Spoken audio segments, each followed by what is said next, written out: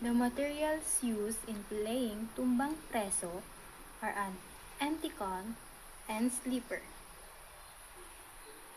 The empty con serve as the target, while the slipper are used to knock the empty con down.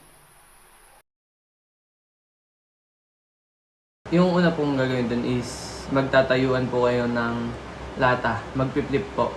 Kung sino huling hindi makapagpatayo, siya po yung taya.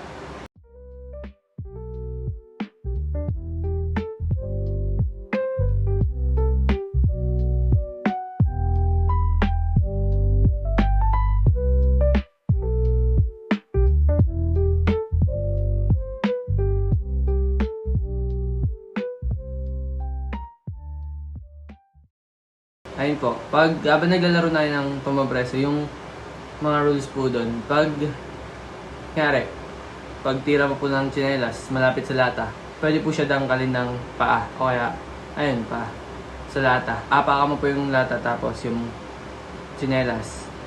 Tapos, pag hindi natama ng lahat ng player yung lata, pwede hawakan ng mga player yung slippers nila para tumakbo.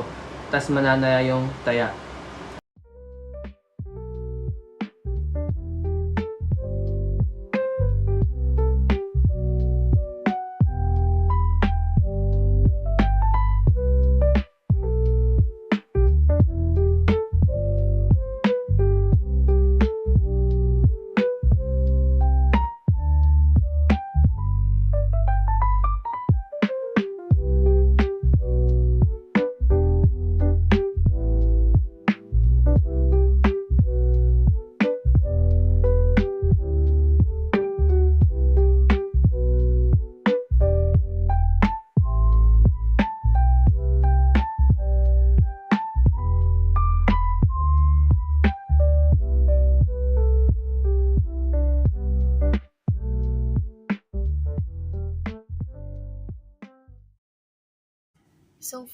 So for our innovation or innovated, gumamit kami ng water bottle and tsaka tsinelas.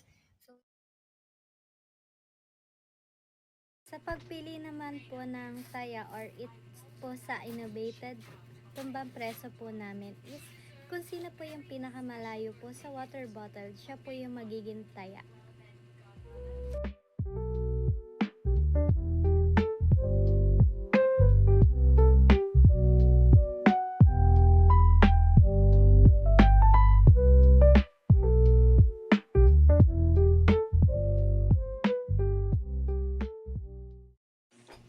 Ang rules naman po ng sa innovated tumbang preso po namin is same lang din po nung sa normal na tumbang preso po natin. Kaso po sa amin po, naisipan po namin lagyan ng twist na if maubos po yung laman ng water bottle na water is pwede pong hampasin ng mga players yung it or yung taya as a punishment po. Dito is mapagtumba ng mga player yung water bottle kasi once na naubos tong tubig, magkakaroon ng punishment yung taya. And yung magiging punishment niya is hahampasin yung palad niya na mayroong tsinelas. Ayan, nakaganyan. And nakadepende na rin sa mga player kung lalakasan nila or hihinaan nila yung paghampas sa taya.